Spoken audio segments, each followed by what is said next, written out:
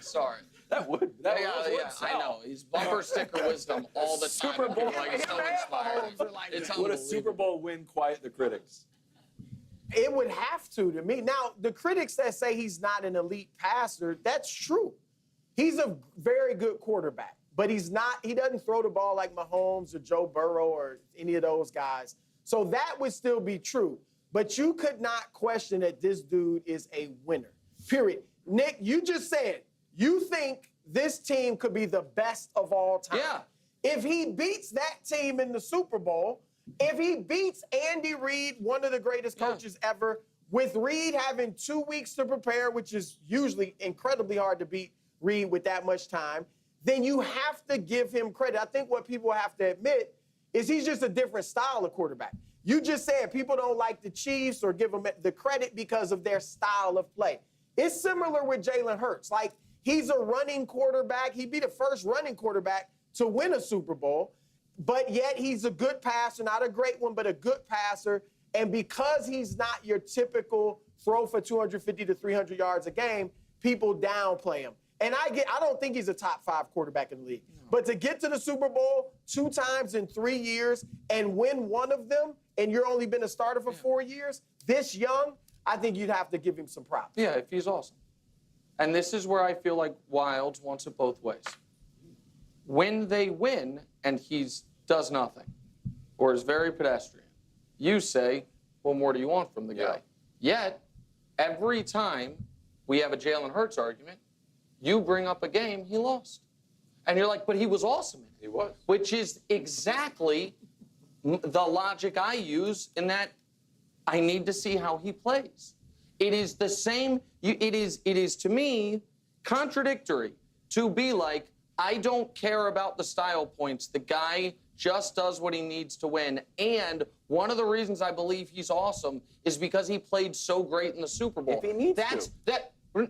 But here's the thing. That Super Bowl performance is the reason, I think, one can believe, man, maybe there is another level he can get to. Because not only did we see him get there as a one-off, but it was on the biggest stage imaginable. The fact that in the 2 years since then, he has not recreated that performance one time is what creates skepticism. So where Jalen Hurts is right now, like if we do the quarterback credit, like think of a line, on one end is what Mahomes got for the 2019 Super Bowl with the bad defense, and on the other end is Trent Dilfer. You know what I mean? Poor Trent. Right. Just with right now, and you brought it up, I think yesterday, he's living in the Russell Wilson, the first Super Bowl when they clocked the Broncos 43-8. That next year, if Russell, instead of throwing an interception to lose the Super Bowl, had thrown a touchdown to win the Super Bowl, it would have totally changed how he is viewed in that moment because he played great. They went toe-to-toe with Brady, all of it. But if in that Super Bowl, that Seahawks team had just done to Tom what they did to Peyton Manning, which is the defense and the running game, it did it, and he didn't have to do anything, I think people would have been like, 2-time Super Bowl champion Russell Wilson, not sure how good he is. Okay.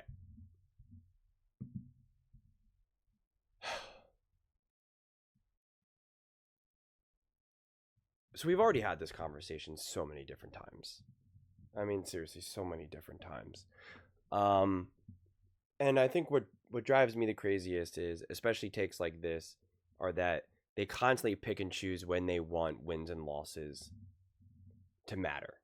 You know, when head-to-head to matter. And when they want to make excuses for the team, the quarterback, etc., etc., etc. Because, again, Nick Wright argued all season long, even though Patrick Mahomes' stats weren't that good, he's playing excellent and great because he's doing what he needs to do to get wins. And I get it that players like Patrick Mahomes have shown the height of what they can achieve, and so they don't have to prove it year after year after year. But this whole idea, because now Nick is saying on the spectrum you have someone who's, you know, a Trent Dilfer and a Patrick Mahomes, like acting like, you know, Patrick Mahomes had to overcome so much because that defense was so bad. And it's like, this was the defense in the Super Bowl. They held them to 20 points. 20 points. Jimmy Garoppolo had 219 yards, 1 touchdown, and 2 interceptions, and a 69 rating. That was an awesome defensive stand. You know, in the AFC Championship game against the Titans in that same year with this awful defense, they held the team to 85 rushing yards. You know, Derrick Henry had 69 yards, 3.6 yards per carry. Like, so again, it's just, we're always so misleading when we want to heighten, you know, any of these things. The Titans were 3 for 10 on third down. 3 for 10. I mean, what are we saying here? That's a great spot to be in. And you're going up against a 9-7 team. So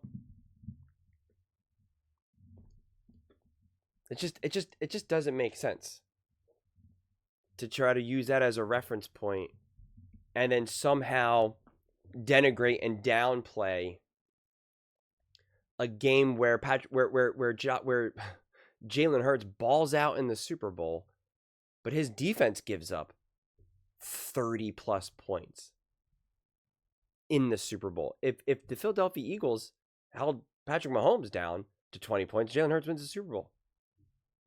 There you go, boom, wins the Super Bowl. So it's just, you're not even using the same parameters when having these conversations.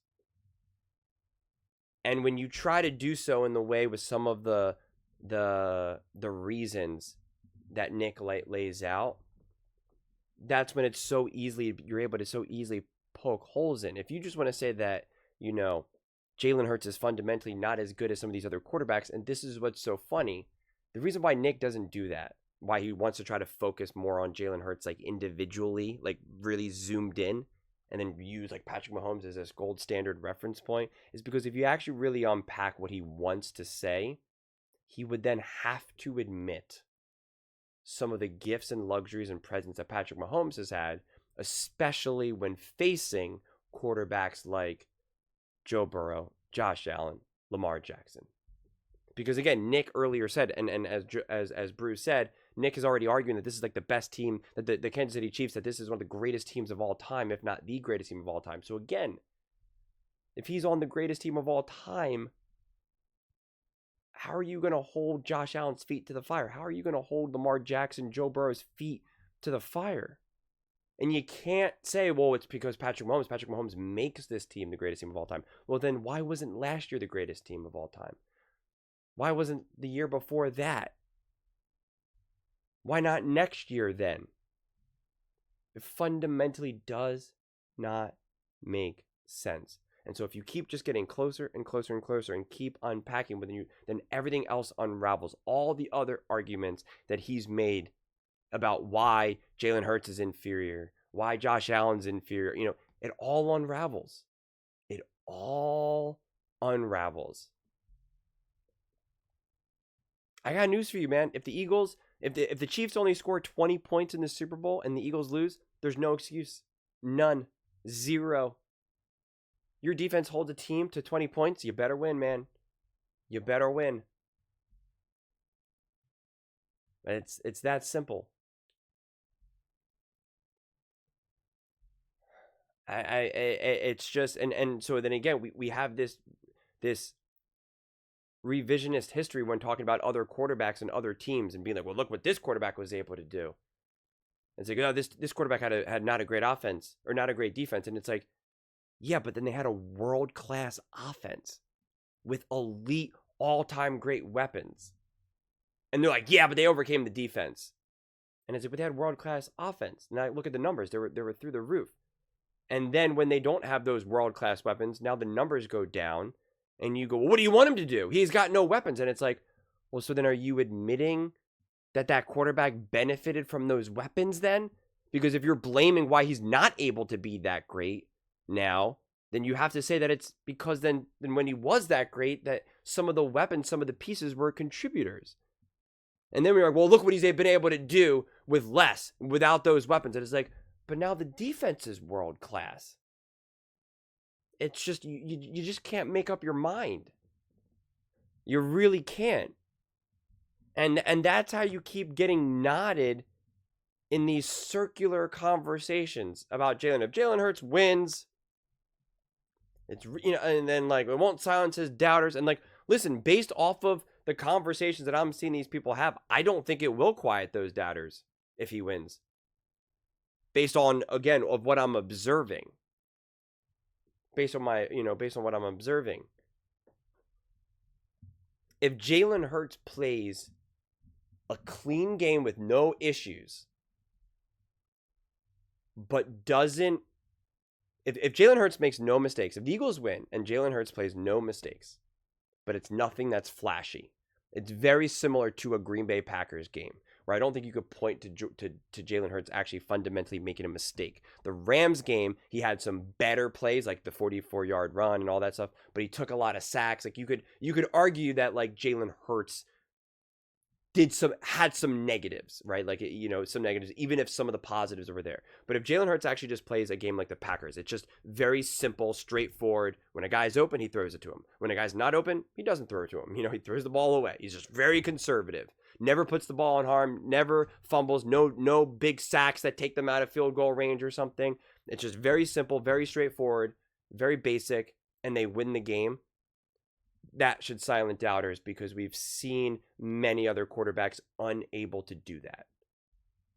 We've seen many quarterbacks fail to just do that. If Lamar Jackson just did that, they beat the Bills.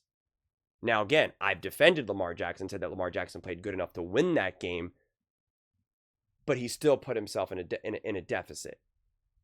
And then we would be able to say, well, Jalen Hurts in a literal Super Bowl against Patrick Mahomes and the Kansas City Chiefs and Spags and that defense never put his team he never made his team have to overcome his issues, nor did he put himself in a situation where he had to now overcome his own issues. That is a talent in itself. That is a talent in itself. And distributing the ball in a way that allows that Eagles offense to go. Because again, Brock Purdy, although he did not make a massive error per se in that Super Bowl, you could make the argument that if he was just 5% better, they win the game.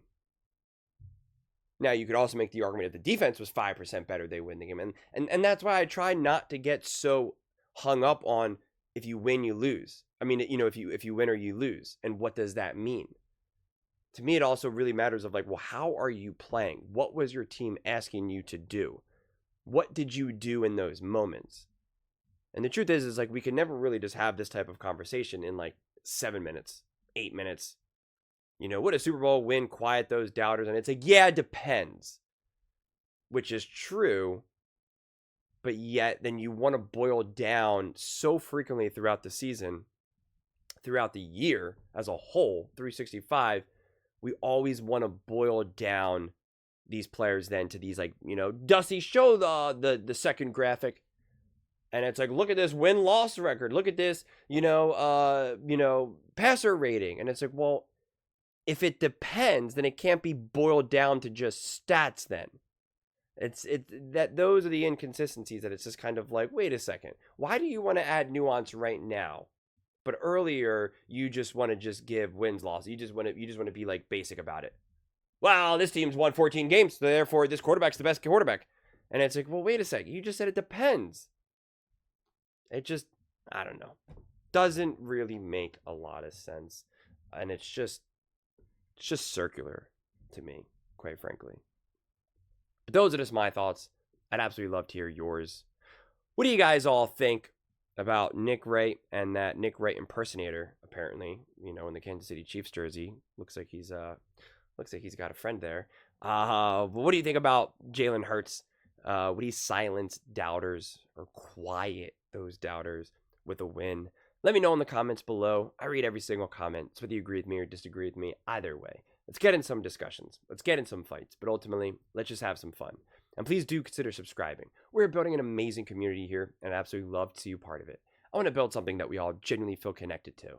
Something that we're really excited to be part of. I think we're on our way to doing it. And please don't forget to give this video a thumbs up, as it really does help with the visibility and the algorithm. Thank you so much. See you next time.